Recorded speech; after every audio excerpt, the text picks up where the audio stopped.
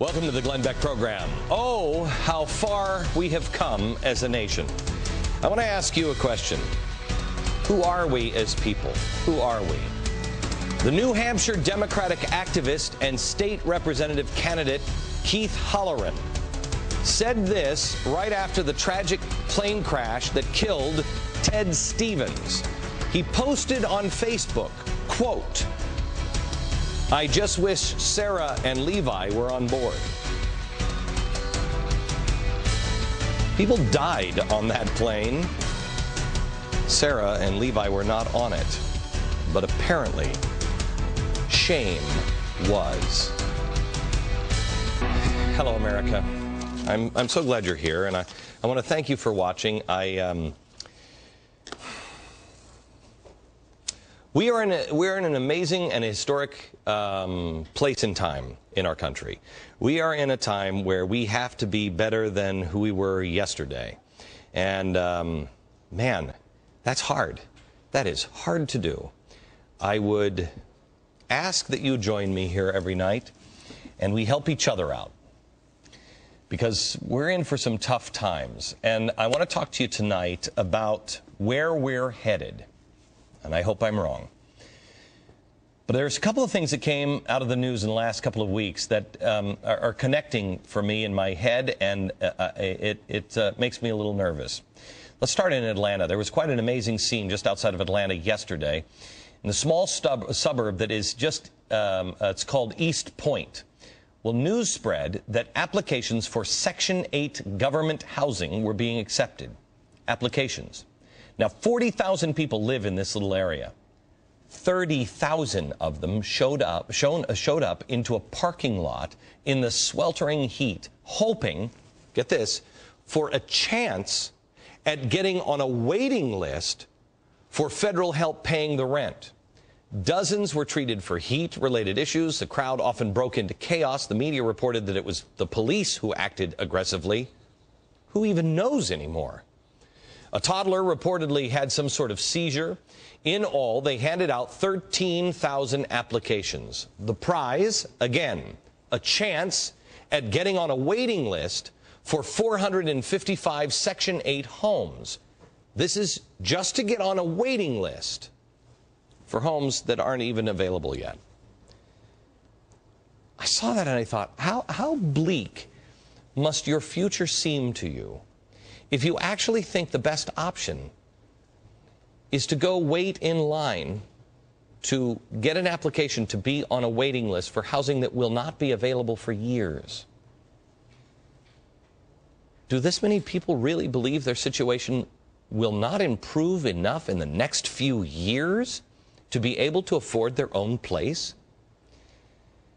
And isn't that kind of mentality a self-fulfilling prophecy? Okay, so I see this disturbing news, and I see how many people have lost hope, I see the rest of the economic news, and none of it looks rosy. Doesn't look very positive. First, you have unemployment. Unemployment remains high at 9.6%. The Fed is downgrading the U.S. economic outlook, and the Fed, after Ben Bernanke said he would never do it, is now monetizing our debt. Monetizing our debt, buying our own debt. Very bad. Next, we just spent another $26.1 billion in new bailouts. Jobless claims unexpectedly rose to its highest level in 6 months. In July, we added $165 billion to the deficit that is already over $1 trillion. You have all of those. So now what does the president come out and say yesterday? While we have fought back from the worst of this recession, we've still got a lot of work to do. Okay, I agree with him. We have a lot of work to do, but we fought back from the worst. Did he see the scenes in Atlanta? I'm no economic expert, but I am a thinker. That doesn't make sense. I'm not an expert on war, but I am a thinker. Do you remember when the president, George W. Bush, when the president was on that ship and he said, "Mission accomplished"? Do you remember this? And how the media went crazy. They're still going after him. Now, back in June, the president launched the Recovery Summer. May I ask how this is any different, besides the fact that they didn't make a big stupid sign to hang behind him? Where's the media? What he's saying doesn't match reality on the ground. So why is he saying it? Now, Bush claimed that mission accomplished was there because the ship had accomplished their mission. Not that the war was over, but that ship had accomplished their mission. Why is he saying this? Let me do something tonight that I'm not going to get any credit for, and I don't really care at this point. But let me assume the best of this president. If I'm the president of the United States and I have to tell you how bad it is, I tell you. But that's why I'm not the president of the United States. The president most likely cannot come out and say, wow, are we about to implode? Why? Because then it's a self-fulfilling prophecy. Once the president says something like that, then people start to lose hope. And that is when things really start to fall apart. And there is still hope. The only problem is that we have an administration that is constantly telling the American people that they cannot make it without the government. If you vote for the government, they'll pay for your gas, they'll pay for your mortgage, they'll take care of you. We have celebrities like Michael Moore saying you're never going to make it. They've taught people not to believe in themselves anymore, but hope in the government. The people outside of Atlanta have seemed to given up on the idea of what makes America great. That if you put your nose to the grindstone and you plug away, tomorrow will be better. They've put hope here. May I contend we don't need hope. We need faith. Faith is what we need.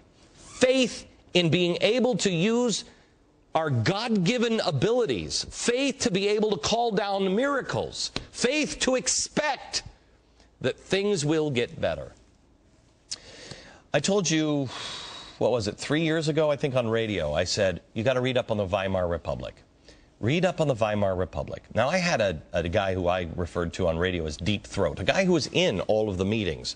And when he saw the debt and the wall that was coming our way, and he told me about this time is when it was coming, he said, everybody is reading, Glenn. Everybody I know is reading on the Weimar Republic. Read up on it. Well, I did. But I didn't just read up on hyperinflation. I read up on the whole thing.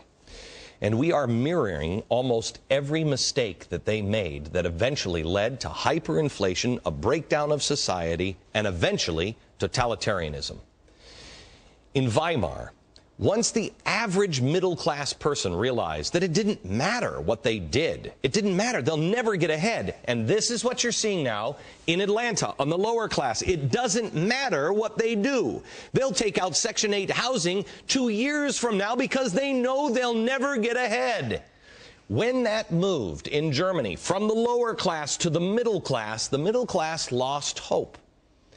And then they decided they could rack up any bill, because it was falling apart anyway. They could drink, they could act, they could do whatever they wanted, because nothing mattered. They lost hope. And when people lose hope, they let loose. Morals in the Weimar Republic went out the window. It was a free-for-all. The attitude was evidenced by the Weimar Cabaret. I don't remember this movie, except I remember it being very, very popular. I think there was a famous song from it in 1972. I was 8 years old when this came out. So I never even seen it. But I got to watch it now, because this is based on the Weimar era cabaret. Clubs and shows in Germany degraded into mostly overtly sexual performances. Prostitution in Germany was decriminalized. Why? Because the government knew just opiate the masses. They started to say, you take drugs, you can drink, everything is fine, do it all. Because they wanted people to forget and keep themselves busy. Now, put yourself in this time period. My grandfather wouldn't even say the word pregnant in the 1970s. I remember my grandfather saying, hey, ladies, let's not use that word here. What? But he came from a time where Ricky and Lucy had to sleep in separate beds. We didn't even talk about it. This was decades. This was decades before Elvis shook his hips, and that was considered dirty. This was a total and complete breakdown of society. because of a magic mixture here of several things. But the key was the average person felt hopeless. How did that happen? Well, the first thing that happened was they had to destroy faith in Germany. Well, they didn't have to. They just did. Back in World War I, the churches had become a political organ. The government just went in and they told everybody that, oh, God's saying that you got to go fight World War I, and God's saying that we're going to be the victors. And so when it ended, and everybody, it was tragic, the church had no credibility because they had merged the church and the state into one political organ. German Christian movement. So people lost faith. They didn't believe it anymore. And then they moved into just sexuality of epic proportions, hedonism, free expression. They were actively encouraged. Everything became cool except being moral. And a lot of it was packaged in women's rights. That's how they legalized prostitution. Women have a right to do that. And then in the cabaret, they started to openly mock religion, faith, everything. Everything that society once had considered moral, it had been mocked. It was the time of eat, drink, and be merry, for tomorrow we may all die. Another story that came up recently that I read, and I've been holding it because it bothered me. And until I saw the Atlanta story, I didn't know how I was going to share it with you. I was reminded of the Weimar Cabaret when I read a review from a Seattle paper of a theater show written by two women in Seattle.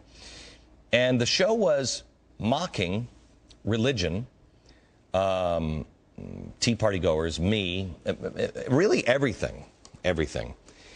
And I read this review, and here's how the reviewer summed up my character. The prophet, because they're making fun of me and my religious views, the prophet, Glenn Beck, withdrew from public life as a TV soldier to the upper reaches of an empty high-rise. He then continued, while cackling with glee as Beck wept. This is the guy who's the reporter on this. Cackling with glee as Beck wept. I worried briefly that this was Weimar Cabaret, and laughter at his neurotic displays might come to seem, in retrospect, ill-advised. Maybe I'm wrong, and I hope I am. But I have to tell you, my track record of direction has been really pretty good in the last 5 years.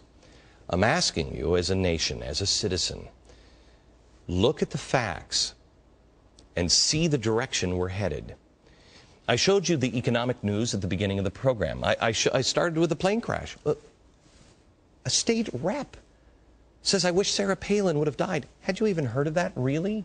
Where's the outrage? Where's the shame? The shame. When you look at the economic news, isn't it at least worth considering what we've been talking about here? When I'm proven wrong, when Obama spends us to safety, then all the shows are making fun of me continually. I will make fun of me too. It will be a happy time. I'll go away.